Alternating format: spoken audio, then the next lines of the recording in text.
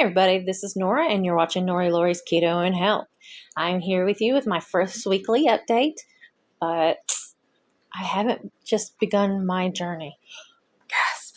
I know, I've actually have already lost over 70 pounds and I'm got about 65 pounds to get to my goal weight.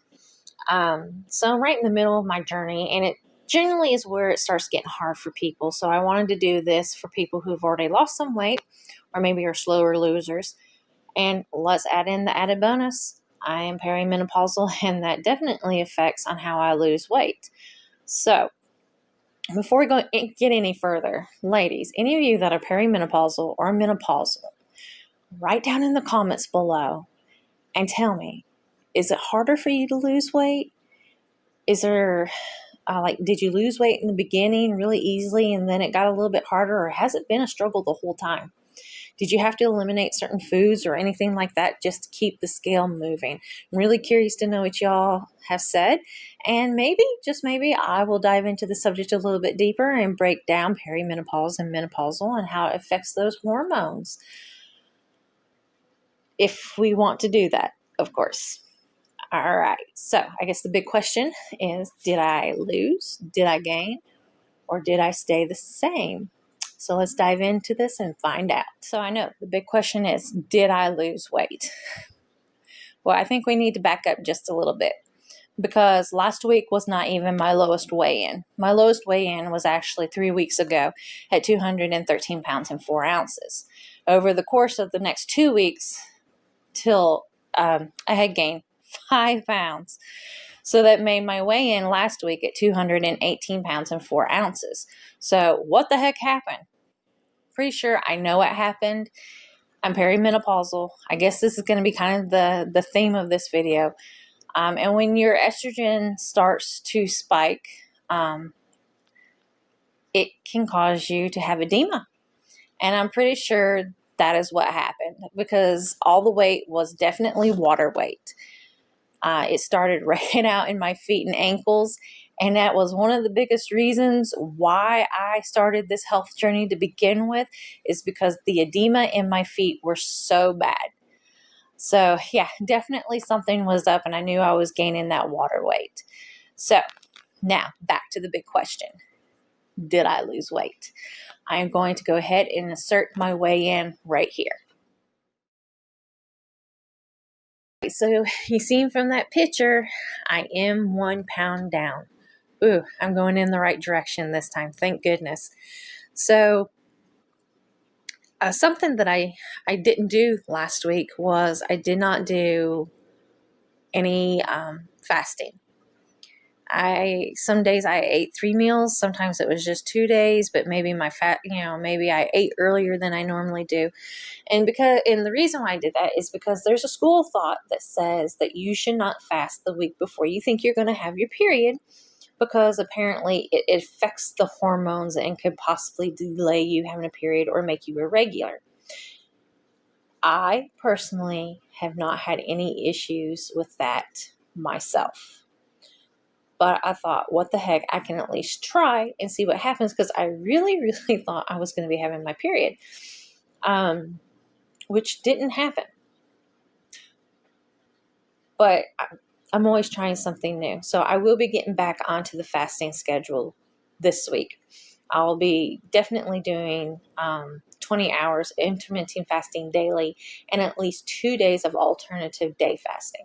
All right, so what is alternative day fasting?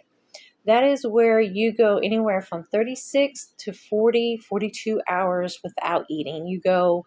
You end your eating window on the night before, like 6 or 8 p.m. For me, it's generally anywhere between 6 and 8. I don't eat all of the next day.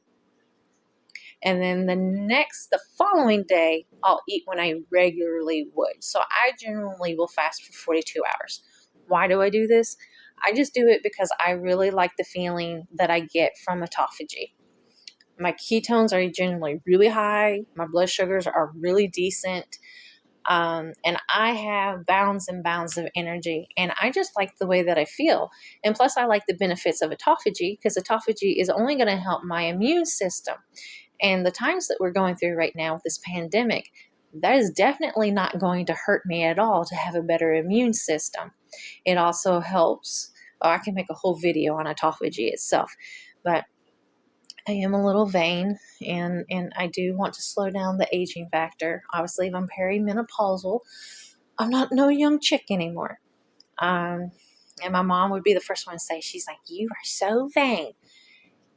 Yes, on this one aspect, yes, I am. But back to being my age and being perimenopausal, I want to just touch on estrogen one more time. So sometimes estrogen can make you gain some fluid. And a lot of younger women will notice that as they're doing keto, right about the time of the period, they notice that they get some weight gain or don't lose weight at all. So it's pretty common side effect. I just didn't expect it to affect me by giving me edema in my legs, but that is exactly what it did.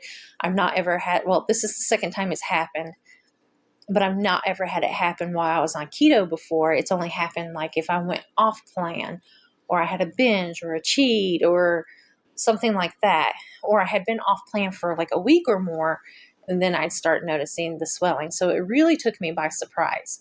So after about a week of noticing that my ankles were swollen, I finally started taking some extra potassium, and I added some new salt to my already salted water to help alleviate some of that swelling in my feet, which it did seem to help, obviously because I am a pound down.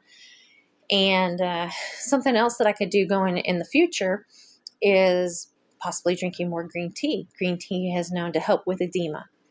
And celery, eating celery or juicing celery can help because celery is a natural diuretic. So hopefully I don't have this anytime soon. But if we do, we'll talk about it again. But let's see what kind of weight loss I have this next week. Is it going to be my usual 2 to 3 pounds, or is something funky going to happen again? We'll just have to wait and find out. Hey, don't forget to like and subscribe, because you never know what's going to happen around here. I know I'm really new, but we're really busy people. I mean, you got to find out if perimenopause is going to beat me or if I'm going to defeat it. Am I going to be back down to my regular 2 to 3 pounds loss a week? Or am I going to struggle a little bit more because, I still have about 60 pounds to lose, but I'm getting relatively closer to my goal weight. And like I said, we're busy people. We tend to like to go explore a lot on the weekends. We also have some camping trips coming up. So I would love to share that with you all. You never know where I might take you. So stay tuned to find out what happens next.